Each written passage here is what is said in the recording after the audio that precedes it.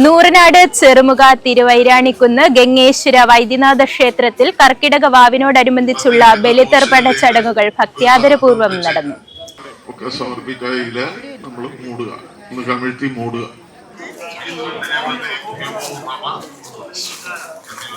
ഗംഗേശ്വര വൈദ്യനാഥ ക്ഷേത്രത്തിലെ ആണ്ടുതോറും നടത്തി വരാനുള്ള ബലിതർപ്പണമാണ് നമ്മളിവിടെ നടന്നുകൊണ്ടിരിക്കുന്നത്. നമ്മുടെ ഈ ക്ഷേത്രത്തിന് ഏകദേശം 3000 വർഷങ്ങൾക്ക് പഴക്കമുള്ളതാണ്. ഇതിങ്ങനെ ക്ഷയിച്ച് നാശോന്മുഖമായി കിടക്കുകയായിരുന്നു. ഇപ്പോൾ നമ്മൾ 2000-ലാണ് ഇങ്ങനൊരു ക്ഷേത്രത്തിൻ്റെ ജീർണാവസ്ഥ മനസ്സിലാക്കി ഇതിൻ്റെ പുനർനിർമ്മാണം തുടങ്ങിയത്. നമുക്ക് എല്ലാ കൊല്ലവും ഒരു 2000-ന് മേളിൽ ആൾക്കാർ വന്ന് ബലിതർപ്പണം നടത്തി വളരെ നല്ല ഇതോട് പോകുന്ന ഒരു കാഴ്ചയാണ്. ശ്രേഷ്ഠന്മാരായ ആചാര്യന്മാരാണ് നമുക്കിവിടെ ബലിതർപ്പണത്തിനുള്ള കാര്യങ്ങളൊക്കെ ചെയ്തു കൊടുക്കുന്നത്. അതുപോലെ കടുവകളൊക്കെ നമ്മൾ വളരെ വൃത്തിയായിട്ടും ഭംഗിയായിട്ടും വെച്ച് ആചാര വിധിപ്രകാരം തന്നെ നമ്മൾ കർമ്മങ്ങളൊക്കെ ചെയ്യുന്നുണ്ട്. നമസ്കാരം.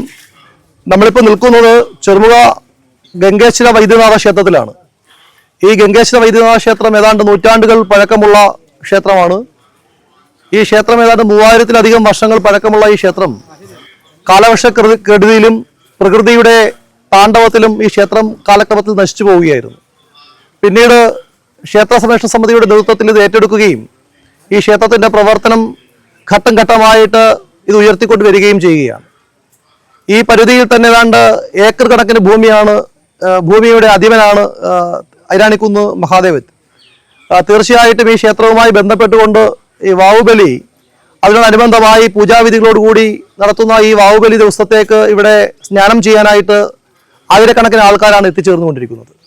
ഇവിടെ സ്നാനം ചെയ്ത് തിരികെ പോകുന്ന ഭക്തജനങ്ങളുടെ മനസ്സിൽ അവർ പൂർവികർക്കായി കരുതി വച്ചിരിക്കുന്ന പൂർവികർക്ക് എല്ലാവിധത്തിലുമുള്ള ശാന്തി ലഭിക്കണമേ എന്ന് പ്രാർത്ഥിച്ചുകൊണ്ട് അവർ ആ കർമ്മം ചെയ്യുമ്പോൾ അതിനനുസൃതമായിട്ടുള്ള എല്ലാ സംവിധാനങ്ങളും സമിതിയുടെ ഭാഗത്തു നിന്ന് ചെയ്തു കൊടുത്തിട്ടുണ്ട്. ഐരാണിക്കുന്ന് മഹാദേവ ക്ഷേത്ര സംരക്ഷണ സമിതിയെ എത്ര അഭിനന്ദിച്ചാലും മതിയാവില്ല. കാരണം എത്ര ദിവസമായി ആരംഭിച്ച മഴയാണ്. ആ മഴയത്തും നിസ്വാർത്ഥ സേവകരായി അവരുടെ എല്ലാ പ്രവർത്തനങ്ങളും മാറ്റിവെച്ചുകൊണ്ട് വ്യക്തിപരമായ കാര്യങ്ങളും മാറ്റിവെച്ചുകൊണ്ട് അവർ നിസ്വാർത്ഥമായി പ്രവർത്തിച്ചു കൊണ്ടിരിക്കുകയാണ്. തീർച്ചയായിട്ടും ഇനിയും കുറേയധികം കാര്യങ്ങൾ കൂടി ഇവിടെ ചെയ്തു തീർക്കാനുണ്ട്. ഇപ്പോൾ ഇനിയും ഈ ക്ഷേത്രത്തിൻ്റെ ഇപ്പോൾ ചുറ്റമ്പലത്തിൻ്റെ പണി പൂർത്തീകരിച്ചു. അകത്തുള്ള ശ്രീകോവിലിൻ്റെയും ഗർഭഗൃഹത്തിൻ്റെയും ഒക്കെ പണി പൂർത്തീകരിച്ച് കഴിഞ്ഞിരിക്കുകയാണ്. ഈ ആറിൻ്റെ വശങ്ങൾ തന്നെ നിങ്ങൾ നോക്കിയാൽ നമുക്കറിയാം. അച്ചൻകോവിൽ ആറിൻ്റെ ഈ കുത്തൊഴുക്കിൽ ഈ കൊടും വളവിൽ സ്ഥിതി ചെയ്യുന്ന ഈ ക്ഷേത്രത്തിൽ എത്രയോ അടി ഉയരത്തിലേക്കാണ് ഇതിൻ്റെ വശങ്ങൾ കെട്ടിയെടുത്തിരിക്കുന്നത്. ഇനിയും ഈ ക്ഷേത്രത്തിൻ്റെ നിർമ്മാണ പ്രവർത്തനങ്ങൾ ഇവിടെ തറയോട് പാകണം. അതേപോലെ തന്നെ ഈ ബലിക്കടവിൽ കൂടുതൽ ക്രമങ്ങൾ ചെയ്യാൻ വേണ്ടിയിട്ടുണ്ട്. അതിനൊക്കെ ലക്ഷക്കണക്കിന് രൂപയുടെ ആവശ്യമുണ്ട്. അപ്പോൾ അതൊക്കെ ചെയ്തു തീർക്കുന്നതിനായിട്ട് സമിതി അക്ഷീണമായി പരിശ്രമിക്കുന്നു. അതിനൊപ്പം നമ്മളെല്ലാവരും നിൽക്കാൻ വേണ്ടിയിട്ട് തയ്യാറാകണം. മറ്റൊന്ന് എടുത്തു പറയേണ്ട കാര്യം, ഇതുമായി ബന്ധപ്പെട്ടുകൊണ്ട് കഴിഞ്ഞ എല്ലാ വർഷങ്ങളിലും ഇവിടെ എത്തുന്ന ഭക്തജനങ്ങൾക്ക് ഒരു ബുദ്ധിമുട്ടും കൂടാതെ അവർക്ക് കുടിവെള്ളവും അവർക്ക് ലഘുഭക്ഷണവും നൽകിക്കൊണ്ട് സേവാഭാരതി ഒപ്പമുണ്ട്. അവർക്ക് ആവശ്യമായിട്ടുള്ള എല്ലാ പ്രവർത്തനങ്ങളും ചെയ്യാൻ വേണ്ടിയിട്ട് സേവാഭാരതിയും കൂടെ നിൽക്കുന്നു. അതുപോലെ ഈ നാട്ടിലെ എല്ലാവരും അക്ഷീണരായി നിൽക്കുന്ന എല്ലാ ആൾക്കാരുടെയും ഒരു സഹകരണവും അവരുടെയൊക്കെ ഒരു പിൻബലത്തോടും കൂടിയാണ് ഈ കാര്യങ്ങൾ മുമ്പിലേക്ക് പോകുന്നത്. ഇവിടെ എത്തുന്ന ഭക്തജനങ്ങൾക്ക് അനുസൃതമായി ഒരു റോഡിന്റെ പണി നമ്മൾ പൂർത്തീകരിച്ചിട്ടുണ്ട്. ഇനി നമുക്ക് ഈ ആറിന്റെ തീരം, ഈ നദിയുടെ തീരം കിഴക്ക് ഭാഗം കെട്ടി ഉയർത്തണം, പടിഞ്ഞാറ് ഭാഗം കെട്ടി ഉയർത്തേണ്ടതായിട്ടുണ്ട്. ഈ കടവ് കെട്ടിയെങ്കിലും ആ കടവിന്റെ ബാരിക്കേഡുകളോടുകൂടി കുറച്ച് കാര്യങ്ങൾ കൂടി ചെയ്തു തീർക്കാൻ വേണ്ടിയിട്ടുണ്ട്. അപ്പോൾ അത് ഗവൺമെന്റിന്റെ സഹായവും കൂടി ലഭ്യമാകുന്ന രീതിയിലേക്ക് ഇതിന്റെ കാര്യങ്ങൾ പോകണമെന്നുള്ളതാണ് ഒരു ജനപ്രതിനിധി എന്നുള്ള നിലയിൽ അഭ്യർത്ഥിക്കാൻ വേണ്ടിയിട്ടുള്ളത്.